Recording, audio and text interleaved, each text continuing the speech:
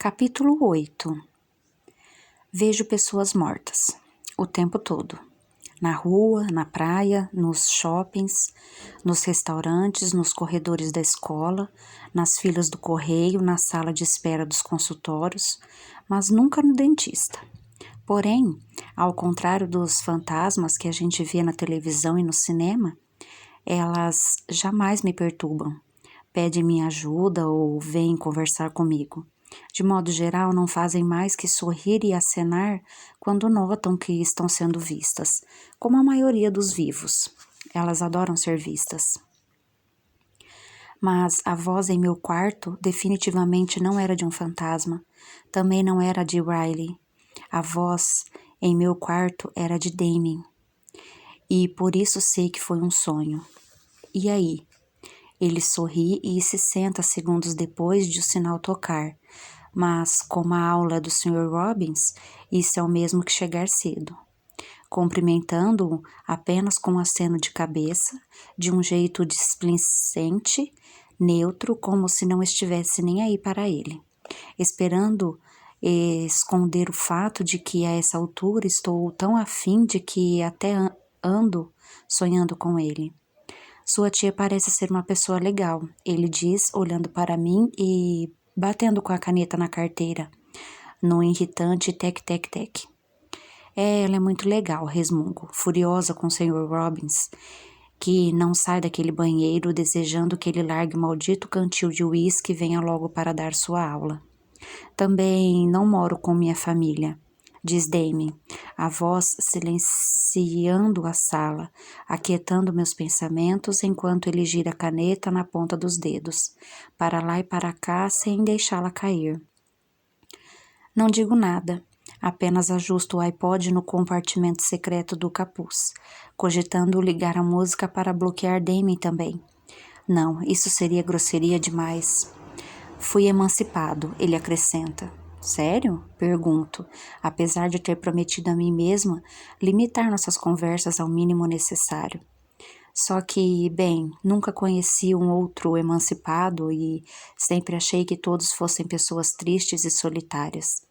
Mas, a julgar pelo carro que dirige, as roupas que usa e os lugares que frequenta, nas noites de sexta, Damien não parece nem um pouco infeliz com sua condição.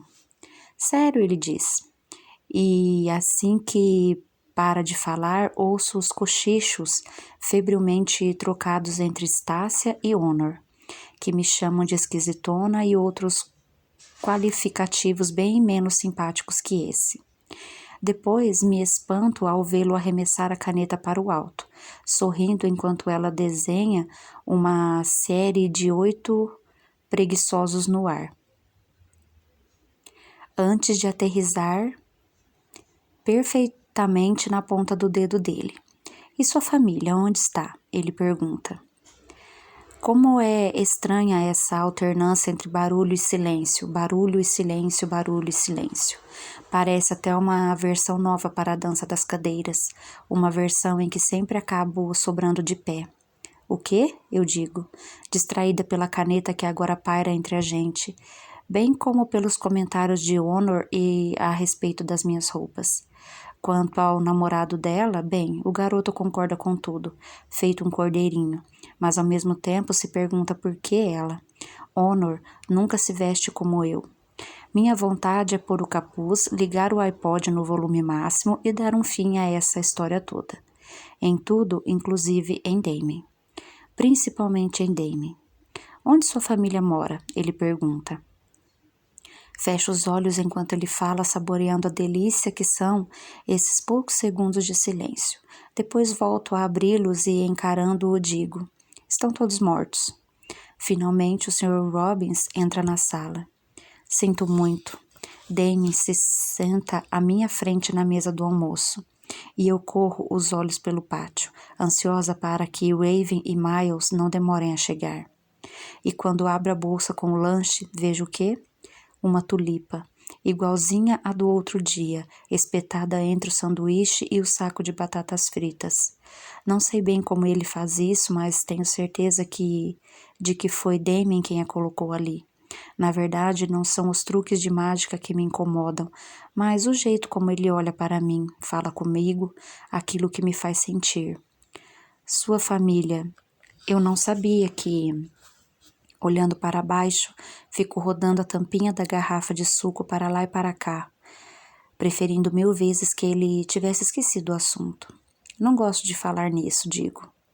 Sei como é perder as pessoas que a gente ama, ele sussurra, estendendo o braço por cima da mesa e colocando a mão sobre a minha. Sinto uma onda tão boa de calma, aconchego e segurança que fecho os olhos e baixo a guarda, entregando-me totalmente a esse momento de paz, feliz por ouvir o que ele diz e não o que ele pensa, feito uma garota normal, mas com um garoto bem mais lindo que o normal.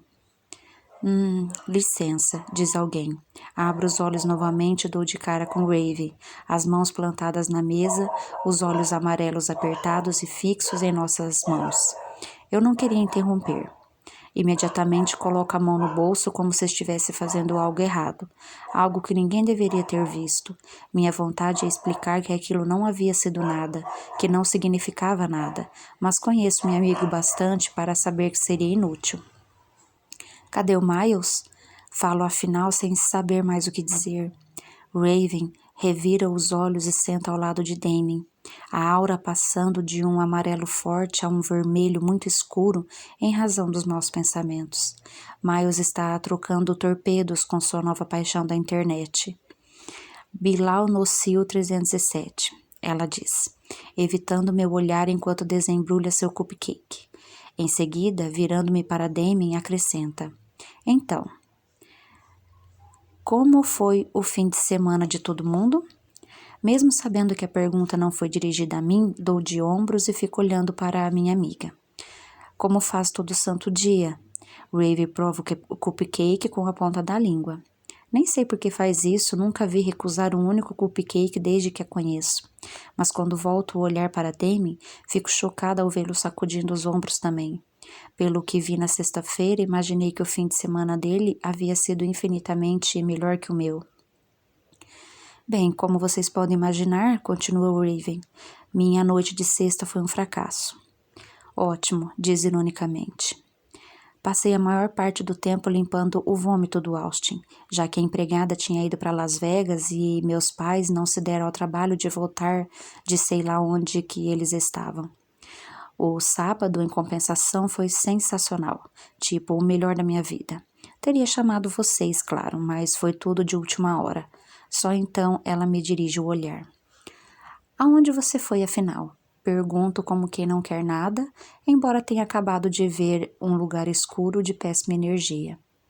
Uma boate muito irada a que uma garota do meu grupo me levou. Qual grupo? Toma um gole de água.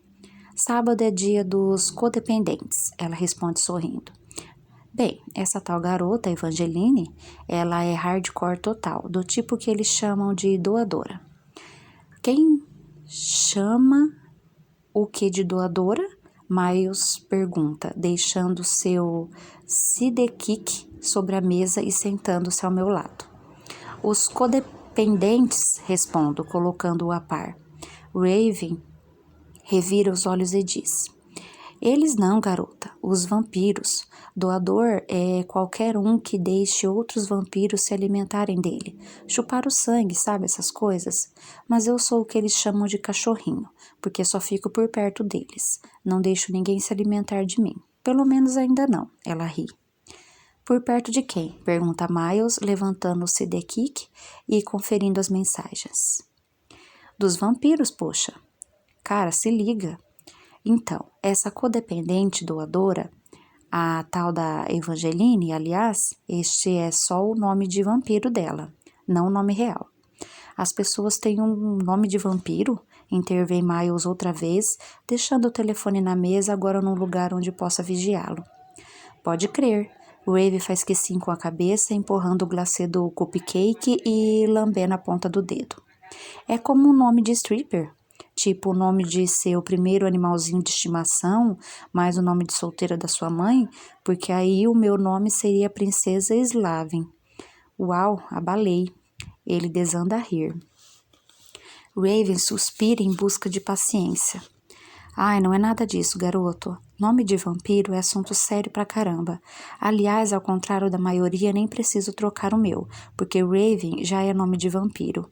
Orgânico, 100% natural, sem aditivos ou conservantes. Ela ri. Falei pra vocês que eu era uma princesa das trevas, não falei? Bem, voltando, a gente foi para essa boate ultra descolada em um lugar de Los Angeles, chamada Nocturnal, ou qualquer nome parecido. Nocturne, corrige Damien, encarando Raven e dando um gole em sua bebida. Ela larga o cupcake e começa a aplaudir. Muito bem, exclama, finalmente alguém que sabe das paradas nessa mesa. E por acaso você encontrou algum imortal por lá? Ele pergunta, ainda com os olhos fixos nela. Milhares. O lugar estava lotado. Tinha até uma área VIP reservada só para bruxos. Claro que dei um jeito de entrar, né? Tomei todas no bar de sangue. Ninguém pediu sua carteira de identidade? Pergunta Miles, digitando algo no telefone, participando de 2 conversas ao mesmo tempo. Pode rir quanto quiser, porque me diverti muito, mesmo depois de a Evangeline ter me dispensado para se embolar com um cara lá, porque acabei conhecendo uma garota mais irada ainda, que aliás acabou de se mudar para cá também. É bem provável que a gente comece a andar juntas. Mentira, exclamou Miles, fingindo espanto. Você está dispensando a gente? Raven revira os olhos. Não amole, garoto. Só sei de uma coisa, meu sábado foi muito melhor do que o de vocês. Talvez não o seu, Damien, porque você é um cara antenado, sabe das tendências, ao contrário desses 2 manés aí, ela diz, apontando para mim e Miles. Então, como foi o jogo? Dou uma cotovelada em Miles para que ele deixe de lado o cyber-namorado e preste atenção exclusivamente em nós. Sei lá, só sei que tinha muita gente torcendo, um time que ganhou e um outro que perdeu. Quanto a mim, passei a maior parte do tempo no banheiro teclando com esse carinha aqui, que aparentemente é um mentiroso de marca maior. Balançando a cabeça, ele nos mostra o visor do telefone. Olhem só para isso, ele diz, fincando o indicador no aparelho. Passei o fim de semana inteiro pedindo uma foto dele, porque jamais vou me encontrar com ninguém sem ter visto antes, né? E é isso o que o desgraçado manda? Estúpido exibido. Dou uma olhada rápida na tal foto e não entendo o porquê de tanta revolta. Como você sabe que esse aí não é ele? Pergunto. Mas é Damien que responde. Porque esse aí sou eu.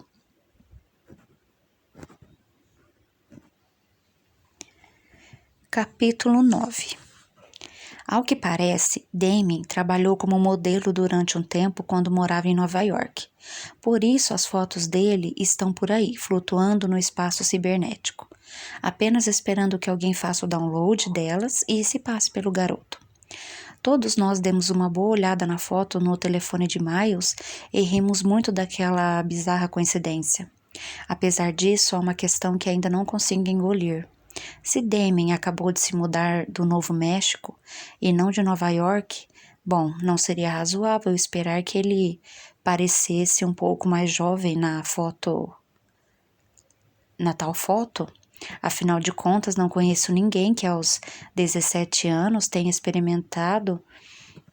exatamente a mesma aparência de quando tinha aos 14 ou mesmo aos 15, mas o Damien que estava naquele telefone era idêntico ao Damien atual, e isso não faz o menor sentido.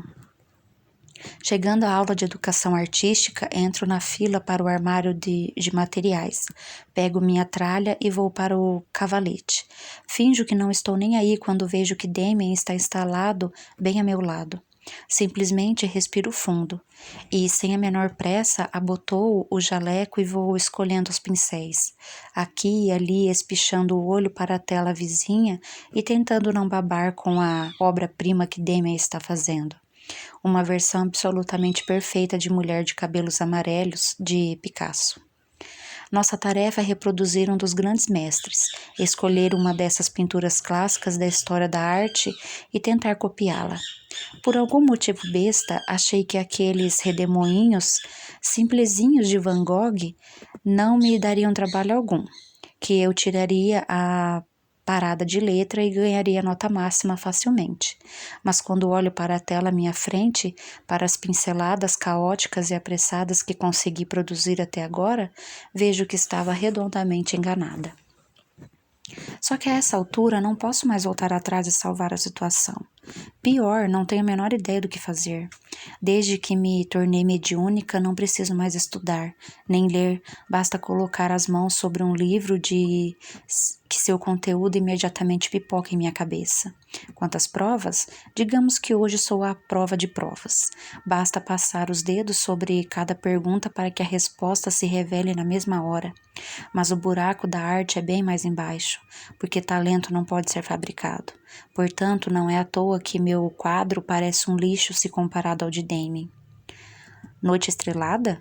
Ele pergunta, indicando com a cabeça os borrões azuis que vergonhosamente escorrem pela minha tela. Minha vontade é de cavar um buraco no chão e nunca mais sair dali. Fico pensando em como ele pôde adivinhar o que estou fazendo só de olhar para este amontoado de manchas.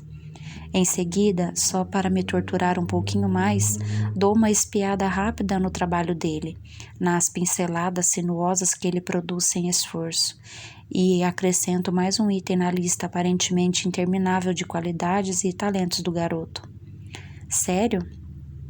Na aula de inglês, por exemplo, ele responde a todas as perguntas que o Sr. Robbins faz, o que é bastante estranho, já que teve só uma noite para ler as 300 e tantas páginas de O Morro dos Ventos Uivantes, sem falar nos comentários que acrescenta depois.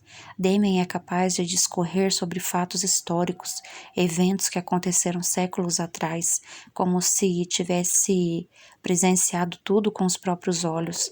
Além disso, é ambidestro, o que aparentemente é uma bobagem, mas o garoto consegue escrever com uma das mãos e pintar com a outra sem qualquer esforço. E as tulipas que ele tira do nada. E a carta mágica?